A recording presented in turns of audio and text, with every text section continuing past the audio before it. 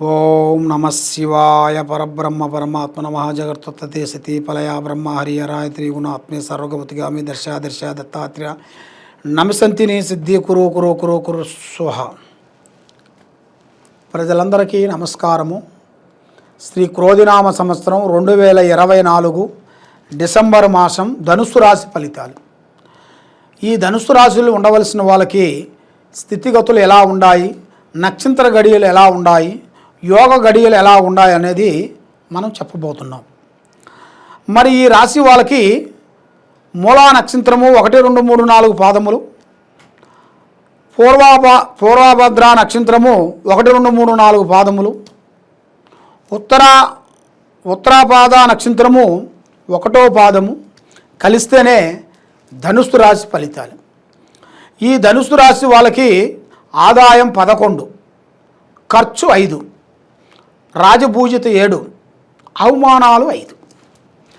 మరి ఈ ధనుస్సు రాశి వాళ్ళకి తెలివితేటలు, ఆలోచన విధానము చాలా పెద్దగా ఉంటుంది. చూసేదాని వరకు అమాయకుల్లా కనబడుతుంటారు, ఏమీ తెలియదని అనుకుంటారు జనాలు. కాబట్టి వీళ్ళకి ముందే జాగ్రత్త చేసుకుంటారు. 10 రోజులు ముందే వాన వస్తుందంటే వీళ్ళ గొడుగు తయారు చేసుకొని పెట్టుకుంటారు ముందే. అలాంటి మనస్తత్వము, ఆలోచన విధానము చాలా విధానంగా కనబడుతుంది. మనస్తత్వం కూడా చాలా బాగుంది. మరి ఇలా ఈ జాతకంలో ఉండవలసిన వాళ్ళకి ఎక్కడికి పోయినా కూడా స్త్రీ వల్ల మంచి అదృష్ట యోగం అనేది కనబడుతుంది. కానీ స్త్రీ జాతకంలో ఒకటే రాంబాణం మాదిరిగా ఒకటే భార్య, ఒకటే స్త్రీ వలన ఇలా జీవితమే మార్పు వస్తుంది. పెద్ద పెద్ద పనులు, పెద్ద పెద్ద కార్యక్రమాలు సాధిస్తారు. కాబట్టి ఒక పురుషుడు వెనకాల ఒక స్త్రీ వల్ల, ఒక స్త్రీ ఉందనుకోండి, వాడు గొప్పగా ఏదైనా సాధించగలుగుతారు. కాబట్టి అందువల్ల వీళ్ళు చేయాల్సిన కార్యక్రమాల్లో కూడా కొన్ని దగ్గరికి వచ్చి దూరం అయిపోతుంటాయి. ఏ కార్యక్రమం అనుకోగానే దగ్గరికి వస్తుంటుంది, దూరం అయిపోతుంటుంది. మరి వీళ్ళ మీద ప్రజల వేడుపు ఎక్కువగా ఉంటుంది. ఆదాయం ఏమి ఉండదు, కానీ బాగున్నారు, సంపాదిస్తున్నాడు, బాగున్నారు అని చాలామంది చాలా విధానాలుగా నరదిష్టి ప్రయోగం ఎక్కువగా ఉంది. మరి ఇలా జాతక విధానంలో చూసుకుంటే, చదువు పరంగా చూసుకుంటే చిన్న వయసు నుంచి చాలా కష్టపడుకుంటూ పోరాడుకుంటూ ఒక స్థాయిగా వస్తుంటారు వీళ్ళు. మరి ఒక స్థాయికి వచ్చిన తర్వాత వెతుకుదల గురించి, డెవలప్మెంట్ గురించి ఆలోచన చేస్తుంటారు. మరి డెవలప్మెంట్ గురించి చేసేదానికి వీళ్ళకి మెయిన్గా పెట్టుబడి కావాలిగా. ఆ పెట్టుబడి లేక మధ్యలోనే బ్రేక్ అయిపోతుంటారు వీళ్ళు. ఎందువల్ల అంటే వీళ్ళ చేతిలో డబ్బులు కానీ, పెట్టుబడి కానీ, మరి పెట్టుబడి సంబంధించిన వాళ్ళు ఎవరన్నా స్నేహితులు కానీ, మిత్రులు కానీ, బంధువులు కానీ ఎవరన్నా ఉన్నారనుకోండి, మరి వీళ్ళకి పెద్ద స్థాయికి వెళ్ళిపోతారు, గొప్పవాళ్ళు అవుతారు. కాబట్టి వీళ్ళ దగ్గర పెట్టుబడి లేని దాని వలన మరి వీళ్ళు సంపాదించుకోవాలి కదా, సంపాదించుకొని ఏదైనా చేయాలి కదా, కష్టపడాలి, సంపాదించాలి, మళ్ళీ డెవలప్మెంట్ చేయాలి. ఆ విధంగా కనబడుతుంటుంది. మరి ఇలా జాతక విధానంలో ఆ విధంగా ఉంది. మరి భార్యాభర్తల సమస్యలో చూసుకుంటే కొన్ని సమస్యలు కొన్ని ఎదురవుతున్నాయి. భార్యాభర్తల మధ్యలో కొన్ని గొడవలు, చికాకులు, ఇబ్బందులు, కొన్ని మానసికమైన ఇబ్బందులు కొన్ని ఎదురవుతున్నాయి. కాబట్టి దాంట్లో కొంత జాగ్రత్త కొంచెం తీసుకొని కొంచెం శ్రద్ధగా తీసుకుంటే బాగుంటుంది. మరి వ్యవసాయ పరంగా చూసుకుంటే మంచి అదృష్ట యోగం అనేది ఇలా జాతకంలో కనబడుతుంది. వ్యవసాయం అనేది ఇలా పేరులో చేశారనుకోండి, 100% వీళ్ళకి మంచిగా కలిసి వస్తుంది. ఏ వ్యాపారం, ఏ పని చేసినా, వ్యవసాయం విషయంలో కూడా ఏ పంట చేసినా కూడా అవలేలగా వీళ్ళు సాధించగలుగుతారు. దాంట్లో అభివృద్ధి వచ్చే యోగం అనేది ఇలా జాతకంలో చాలా విధానాలుగా కనబడుతుంది. మరి ప్రేమ విషయం విధానాల్లో చూసుకుంటే ప్రేమలో వచ్చేసి వీళ్ళకి చాలా విధానాలుగా మంచి అదృష్టము. వీళ్ళు ప్రేమించిన స్త్రీలు కానీ, ప్రేమించిన పురుషులు కానీ వీళ్ళ ఇద్దరి వలన, అంటే ఆడవాళ్ళకి మగవాళ్ళు, మగవాళ్ళకి ఆడవాళ్ళు కాబట్టి ఇప్పుడు ఆడవాళ్ళే ఈ రాశి బలంలో ఉన్నారనుకోండి, మగవాళ్ళకి, ఎందుకంటే వాళ్ళకి ధనుసు రాశి ఉందనుకోండి, మగవాళ్ళ నుంచి వాళ్ళకి అదృష్ట యోగం ఉంటుంది. ఎందువల్లంటే స్త్రీ నుంచే కాదు, పురుషుడి నుంచి కూడా ఉంటుంది. ఒక స్త్రీ వెనకాల పురుషుడు ఎలా ఉంటాడో, ఒక స్త్రీ వెనకాల కూడా ఒక పురుషుడు ఉంటాడు. ఆ విధంగా ఇలా జాతక విధానాల్లో కనబడుతుంది. మరి వీళ్ళకి విద్యాపరంగా కూడా పెద్ద పెద్ద విద్యలు పూర్తి చేసుకోవాల్సిన యోగం అనేది చాలా వరకు ఉంది. కొన్ని విదేశాల ప్రయాణాలు, పెద్ద పెద్ద కార్యక్రమాలు పూర్తి చేసే యోగం ఉంది. మరి రియల్ ఎస్టేట్ విధానాల్లో చూసుకుంటే పెద్ద పెద్ద పనులు, పెద్ద పెద్ద కార్యక్రమాలు చేయాల్సింది ఈ నెలలో, ఈ డిసెంబర్ నెలలో వీళ్ళకి మార్పులు కొన్ని రాబోతున్నాయి. కొన్ని ఇళ్ళు కానీ, కొన్ని బండ్లు కానీ, కొన్ని పనులు కానీ, వ్యాపార బిజినెస్లు కానీ మార్పులు. అంటే ఈ బిజినెస్ తీసి కొత్త బిజినెస్ పెట్టడం, మళ్ళీ ఈ బిజినెస్ ఇలాగే ఉంచేసి మళ్ళీ ఇంకో కొత్త బిజినెస్ని స్టార్ట్ చేయటం, దాంట్లో ఎవరన్నా ఒకరిని పార్ట్నర్ని పెట్టి దాన్ని మెయింటైన్ చేయటం. ఆ విధంగా ఇలా జాతక విధానాల్లో మంచిగా కలిసి వచ్చే యోగం అనేది ఈ యోగంలో కనబడుతుంది. మరి మెయిన్గా ఇలా జాతక విధానాల్లో చూసుకుంటే ముఖ్యంగా వీళ్ళు చేసే పనిలో డబ్బు విశేషాల్లో నిలకట అనేది ఉండలేదు. డబ్బు అనేది నిలబడతలేదు. ఎంత సంపాదించినా డబ్బు నిలబడకోకుండా మానసికంగా చాలా వరకు మైండ్ డిస్టర్బెంట్ అవుతుంటారు. మరి ఇంత కష్టపడ్డా ఎందుకు రావట్లేదు, నాకు కారణం ఏమిటి, మరి ఏమిటి లోపం, నా లోపమా, నా భార్య లోపమా, మా పిల్లల లోపమా, ఎక్కడి నుంచి వచ్చిందా అని సతమతం అయిపోతుంటారు. కాబట్టి వీళ్ళకి ఆర్థిక ఇబ్బందులు చాలా కనబడుతున్నాయి.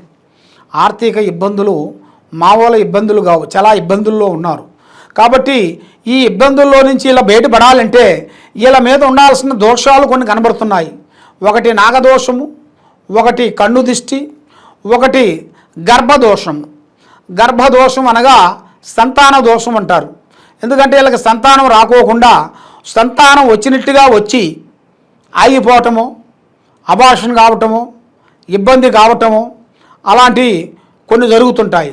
కొన్ని కారణాల వలన వాళ్ళకి ఆ సంతానం వచ్చిన సంతానం కూడా రాకోకుండా వచ్చిన దాన్ని కూడా తీసేసే పరిస్థితి వస్తుంది. ఎందుకంటే వాళ్ళు చేసే ఉద్యోగాలను బట్టి, వాళ్ళు చేసే పనులు బట్టి ఇప్పుడు వచ్చిన సంతానం రావాలని చాలామంది కోరుకుంటారు. వచ్చిన సంతానం తీసేస్తుంటారు వాళ్ళు. ఎందుకని వాళ్ళ మీద ఉండాల్సిన కొన్ని గ్రహాలు, నాగగ్రహాలు కొన్ని పట్టుకొని నాగసర్ప గ్రహాల వలన వాళ్ళకి ఆ దోషాల వలన చాలా సతమతం అయిపోతుంటారు. మరి ఆ దోషాలన్నిటికీ మరి ఏం చేస్తే బాగుంటుందండి అని మాకు చాలామంది చాలా విధానాలుగా ఫోన్లు చేస్తుంటారు. చాలామంది చాలా విధానాలుగా మాకు ఫోన్ చేస్తుంటారు. మరి వాళ్ళ మీద ఉండాల్సిన కొన్ని దోషాలకి కొన్ని శాంతం చేయాలి, కొన్ని హోమాలు చేయాలి. ఆ హోమాలు కానీ తప్పకుండా చేస్తే వాళ్ళ మీద ఉండాల్సిన దోషాలు పటాపంచలే వెళ్ళిపోతాయి. వాళ్ళ ఆరోగ్యం బాగుంటుంది, సంతానం బాగుంటుంది, వాళ్ళ బిజినెస్ బాగుంటుంది, వాళ్ళ వ్యవసాయం బాగుంటుంది. వాళ్ళు ఏ పని చేయాలనుకుంటున్నారో ఆ పనిలో వాళ్ళు 100% కంపల్సరీ అభివృద్ధి పొందే యోగం అనేది వాళ్ళ జాతకంలో కనబడుతుంది. మెయిన్గా పూజా బలంలో చూసుకుంటే వీళ్ళకి ప్రతి బుధవారం రోజున వెజిటేబుల్ అంటే కూరగాయలు ఆహార పదార్థము బుధవారం రోజున కూరగాయలతో తినాలి. భోజనం అంటే ఒక పూట భోజనం చేయాలి. చేసి ఆ బుధవారం రోజున స్త్రీ మేడారం సమ్మక్క సారలమ్మ అమ్మవారిని పూజించాలి. బుధవారం రోజున తలస్నానం చేసి పొద్దున తలస్నానం చేసేసి ఆ అమ్మవారికి బంగారం అంటే ఆమెకి ఇష్టం.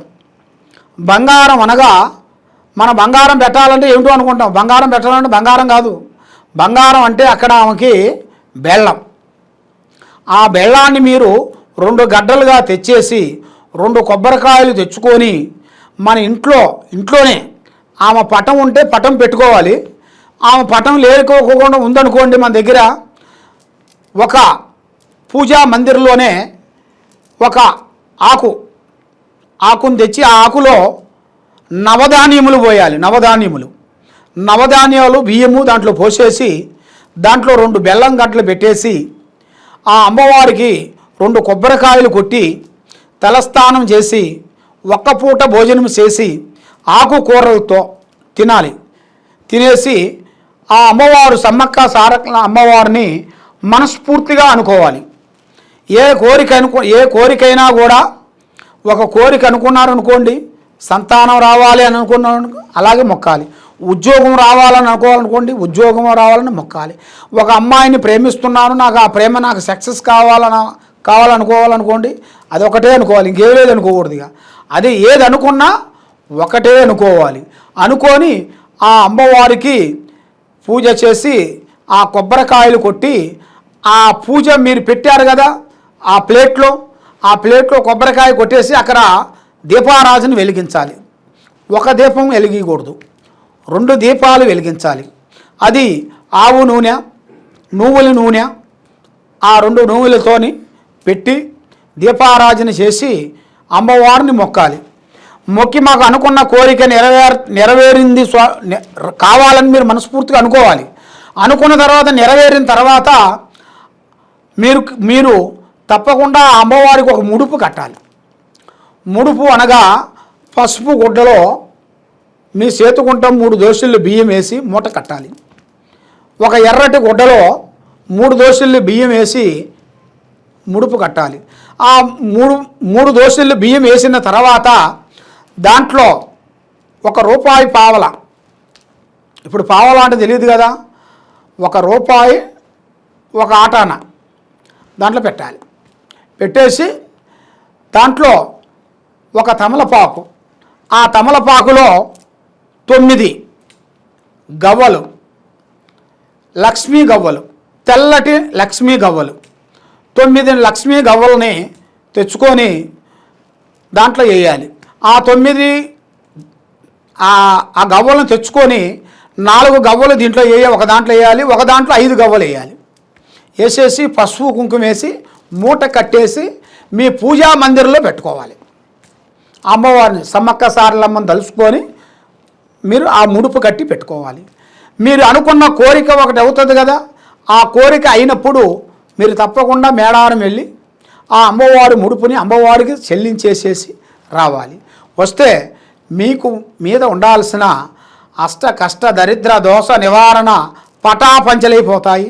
ఆరోగ్యాలు బాగుంటాయి, మనసు శాంతిగా ఉంటుంది, లక్ష్మి నిలబడుతుంది, ఏ కార్యక్రమం చేసినా మీకు విజయవంతం అవుతాయి.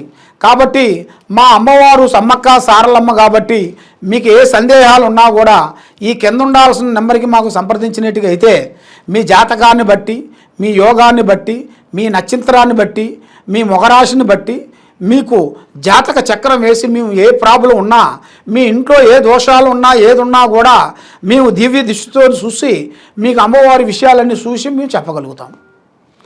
సర్వే జనా సుఖినో భవంతు. ఓం నమః శివాయ.